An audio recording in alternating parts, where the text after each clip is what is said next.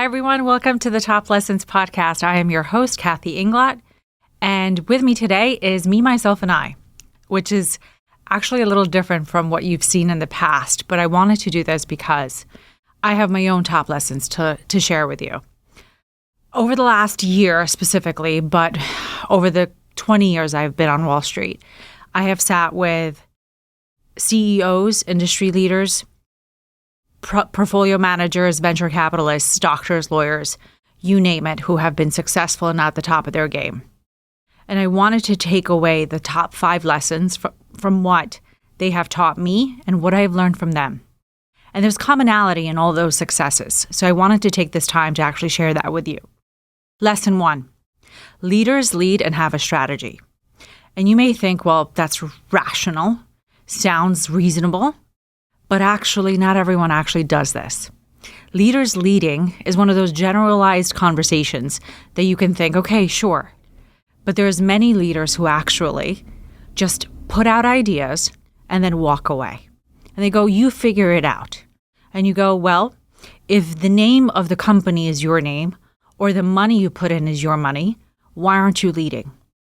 And those people who have been successful at the top of their game actually lead. They have the strategy. They make their vision clear, and they have a very clear strategy of what it is they want to accomplish. So, one of the favorite comments from a book I recently finished was Elon Musk's book by Walter Isaacson. And if you haven't read it, pick it up because actually it's worth reading. It's leaders have to achieve commonality of purpose, which if you think of the simplistic words that I just said, it actually is very true. If you come into a company, you should have one purpose in mind, whether it's bottom line revenue, sales growth, expanding your product, selling it, marketing, whatever it is. But commonality of purpose has to underlie all the employees, team members, hires that you're making at the firm, and one goal or many goals, but commonality of purpose has to be achieved. Strategy for success shouldn't be, I'll just wing it. It's, throw the shit up and see what sticks to the ceiling. Not a strategy.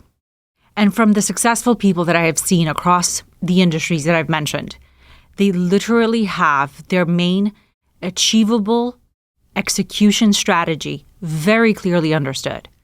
Every year that execution strategy is updated. It's ensuring that that plan is on goal, making sure that the people around the table are achieving it, and if not, why? And many are cutthroat about it. They're not doing it nicely. They're not looking for, well, if we did this, it's you should have stepped up when it counted, but you didn't, and therefore the consequences will be heard. That's lesson 1. Lesson 2, hard work. And I've said this before in a few of my podcasts, the H.E.R approach, hard work, energy, and results. Now, many of you are going to be like, of course, that all matter. That all is, again, reasonable and rational. And you go, but you wouldn't actually know it in some firms. Some firms literally have plenty of employees that come in to cash a check. And you go, well, I work with a lot of those people, and I worked with a lot of those people too, because it's not their firm. It's not their bottom line. They're literally like, well, if it doesn't get fixed today, it may get fixed tomorrow, it may get fixed next year. That's not the type of person you want at the table at your company. And those successful people hire people that don't have that thinking. They're literally hiring people who have hard work, energy, and results to their name. So when I say lesson 2 is the H.E.R approach, I want you to think of who is at your table. Are those people meeting those qualifications? And if not, replace them, because you simply cannot teach a lot of those qualities. You can't tell someone, go work hard. It has to be in them to actually put in the effort. Energy, again, one of those things that you go, it could be taught, it could be learned, but most people either have it or don't. Results, what did they accomplish? List the number of things, the projects, the deliverables that have been accomplished. And if that list isn't long, reconsider what they're good for. Third lesson, directness. Now, I don't want you to conflate being direct with being mean, because I have been many times judged for, she's bitchy. And I go, yeah, I welcome that factor, because most of the time comes from the fact that I'm direct. Just as I'm direct on this podcast, I'm not going to give you a fluffy story. I'm not going to be, well, if this happens, then maybe you'll do this. I'm not a maybe person. I either say you do this or you don't. I love the fact that I'm direct because many people actually have respected me over the years for exactly that trait. But I don't want you to conflate it with being mean. Someone who's direct wants their deliverables clearly understood and delivered. I don't want it to be that I'm, quote, mean because I know what I want. So if you're going to be at the table with people who are successful, most of them will be very direct in what they want and need. They won't be wasting your time because they have precious amount of time. As we all know, we can't buy more time. It's 24 hours to a day. So if you want to be successful, be direct. Stop looking at people's feelings because it's your company or it's your bottom line. You want that deliverable delivered? Tell them exactly what they want. Now, I'm going to have a funny story because Valentine's Day is literally a few days away. And there's a great comment. There's a great quote again that I follow. Uncommunicated expectations cause premeditated resentments. Again, uncommunicated expectations cause premeditated resentments. It's one of those examples where I've said this many times. Well, if you know what you want, say it. Don't assume that the person across from you knows what your expectations are. This comes to dating. This comes to jobs. This comes to your personal life. This comes to every life choice you're going to make. So let's just talk about Valentine's Day.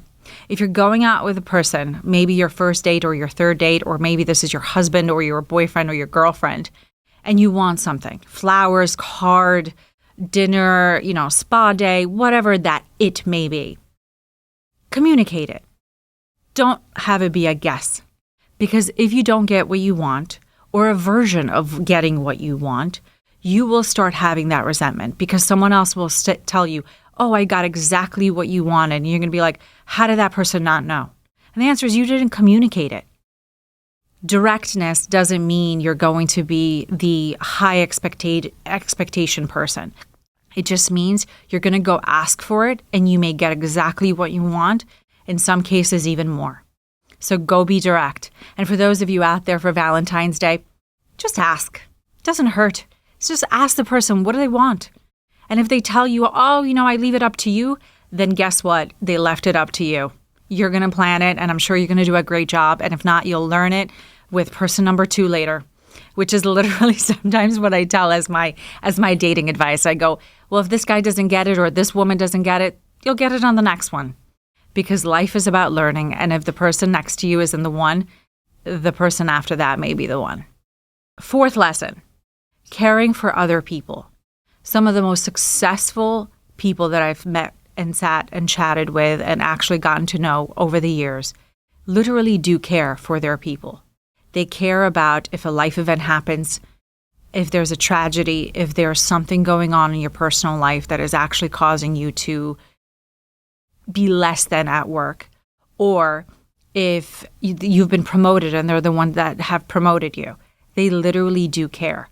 Now, they're not going to be, hugging you and sending you flowers, but they're going to be showing you that they care because they're saying the words, thank you, or they're saying the words, great job, here's the promotion, or here's the pay.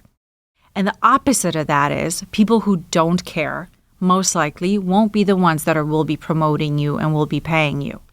Now, what's the difference between those two? And years ago, I had a very successful person tell me the reason why their team is amazing, and they are literally people that will work 24 hours, 7 days a week for this CEO, is truthfully because, one, he's been there for most of their life events, but he's paid them and he's promoted them. And you may say, okay, great, that means what? And he actually asks them, what is important to you? What is important to your life? Is it because you're a young mom and you have small kids at home and maybe you need an extra few hours a day to go and be with your children more? Or is it that you need flexibility at home so that you can log in when you get home to finish your work? Or is it that you can work all those crazy hours because you want that promotion and that enormous pay package at the end of the year.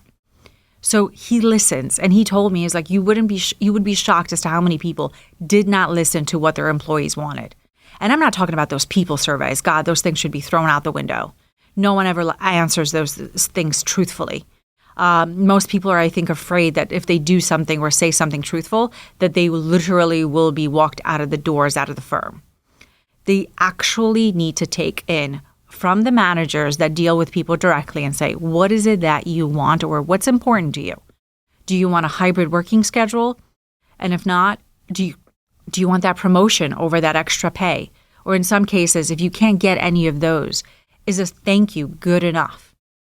Or at least knowing that your manager has your back. So caring actually works. Now, I have a funny story for you. I don't have children.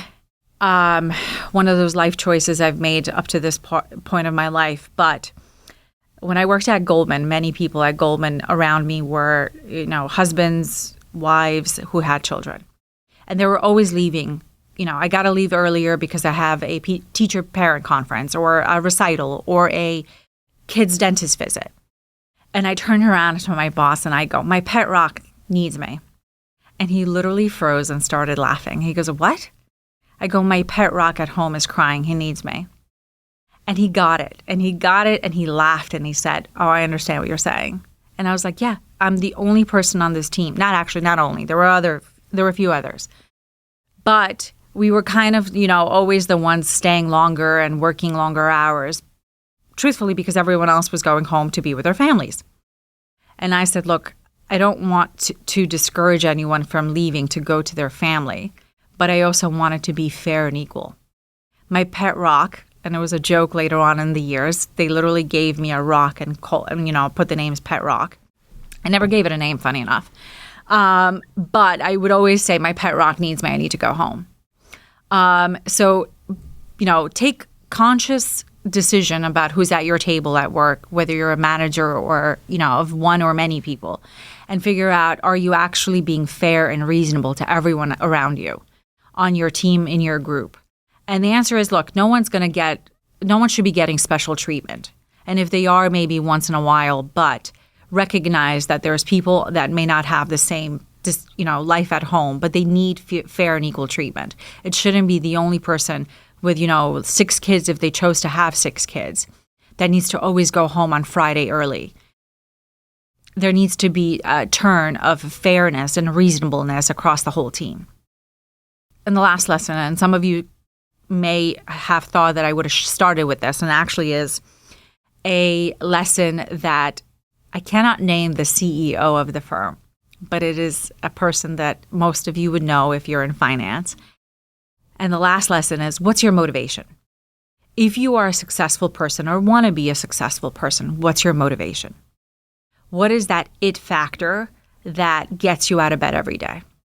Now, for some of you, it may be your children, a house you want to build and buy, a dream career you want to have, or maybe it's just stability. Maybe you want financial stability in your life because you didn't have it when you were, growing up, or you had a few unlucky events happen. And the reason I laugh is because the CEO told me this frank conversation that we had. So some of you may think this is a hysterical story. Now, I'm going to disclaim this. I'm not going to be for any type of drugs. But this very successful CEO told me, if you want to motivate something in your life, think like a crackhead. And I was like, what? What did you just say? And literally, if I could tell you the name of the person, Fortune 500 company, successful CEO on the street for many, many years. He said, think like a crackhead. And I go, okay, you need to give me context to this. And he goes, a drug addict / a crackhead, the New York, lingo, is someone who gets up every day and needs to have that next hit. They need that, I need to, go get high again for whatever drug you're on. And they find a way. They find a way to literally make the money, steal the money, whatever it is that they need to do, they find a way to get high the next day. And you go, why don't most successful people who want to achieve something think the same way. Why isn't that drive just as much as the person who needs that next high? And I literally cannot tell you, I laughed out loud and I go, that is absolutely a great metaphor. You go, if that person finds a way every day to be successful and determined to find that next high, why isn't the person that has internet access, education, resources, find a way to be successful? What is stopping you? And most of the time, what's stopping us is that we're not focused on the motivation. We don't have that Post-it note in front of us all the time that says, I need to be motivated to make this successful. And for those of you that know me, I had a Post-it note on most of my desks in wherever place I worked. And I have a Post-it note at home now. And that Post-it note, I can't divulge exactly what it says, but it's the motivation of what gets me to ensure that I am successful and that I keep the success going and that I'm making sure that I'm turning over rocks, not the pet rock, regular rocks, to ensure that every day is better than the last. Now, I have this funny mentality kind of statement, and I'll tell you what's on the Post-it notes. And the Post-it note says, from the have-nots to the yachts. It's the mentality of making sure that one day you achieve your goals so that you're on that yacht and you're not thinking about what you should have done because you did it. So know your why, know exactly what you're doing it for, whether it's yourself or someone else, and go after it. Now, I've said 5 lessons to you about successful people and their motivations. And literally it is a motivation that has inspired not only me, but has inspired them. These are conversations, for the most part, with very, millionaires, billionaires on my list of people that I've also interviewed and also known personally in my life. And you literally want to step back and say, how did they do it? And look, the simple answer is there's books on all motivations of all sorts of ways. I'm a big reader, and I've said this before. If you need motivation, pick up a good book. It's follow the successful paths of someone who has done it.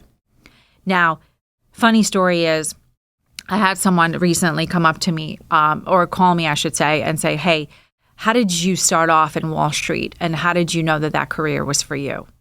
And the simple answer was, obviously, I went undergrad, got a degree in finance and economics, but I also knew that I wanted something different, legal, law, compliance. I wasn't sure what I was going to do, but I just happened to fall into a certain amount of, lucky steps. But what worked for me won't work for you. But you need to know what is it that you want and what is it that you don't want. And one of the funny stories throughout my career is young people come into a role, but they don't ask, what does this role require? What are the hours like? What is the motivation behind what is it that this group does? How hard am I going to work? And they ask the person that's interviewing them. And in most cases, the interviewee is the person, or the interviewer is the person that has already done all the hard work. They're the manager up the ladder that will be giving you your job duties. So asking that person sometimes is not the right person to ask. You need to ask the person on the level of where your role is, how hard you're going to be working. And I was actually one of the frank managers that when I interviewed someone, I said, look, this job requires you to be at the desk at 7 or 7:30. And we don't have a certain time we go home. You could be literally working to 7, or sometimes you can leave at 5:30, or sometimes you'll be working till 9. But you need to know that that is that expectation of this role. And some people were not built for that expectation. Some people wanted a 9 to 5. Others wanted to start at 10 and they could work up to 10 p.m. And others just wanted something else. And you go, well, if you know this job requires you to get up every morning at 7 to 7:30 and be at the desk at that time, don't take the job if you're sleeping in at 9 a.m. every morning. It's not the job for you, simply based on time. And you go, well, that's kind of old style of thinking. And the old style of thinking is that style is still there for many, many roles. So if you want a specific role, find out what the people that got there did to go up the ladder. Don't ask the guy that's already at the top, because he has put in his hard time, or the woman has put in her hard time. Ask the person that started at the bottom and how they feel and what it took to go up those ladder steps. So again, 5 lessons, and they're simple lessons, but they're lessons that have overlapped throughout my career of Wall Street and now podcasting. But it also has been an overlap that I've seen so successful in all these commonalities of traits and purpose that I wanted to share this with you to say, look, if you need a lesson on how to literally go at your goals, type in these 5 lessons, put in the requirements of what your perfect role or perfect career or perfect whatever will be like, and start punching those lessons into an AI app and say, what is it that I need to do to achieve these steps? And I guarantee you there will be many people along the way that are willing to help you. Ask for those mentors to help you, and ask for those people to actually show you what worked and what didn't work.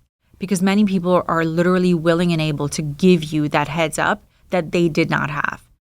Because most of the time people want better for everyone around them.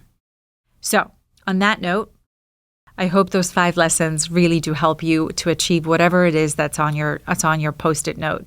And with that, I hope you like, subscribe, and listen to the next podcast. And this is Kathy with the Top Lessons, saying, go after whatever you want. And again, if I can give you my Post-it note, it's from the have-nots to the yachts. And I hope to be on that yacht soon. Thanks, guys. See you soon.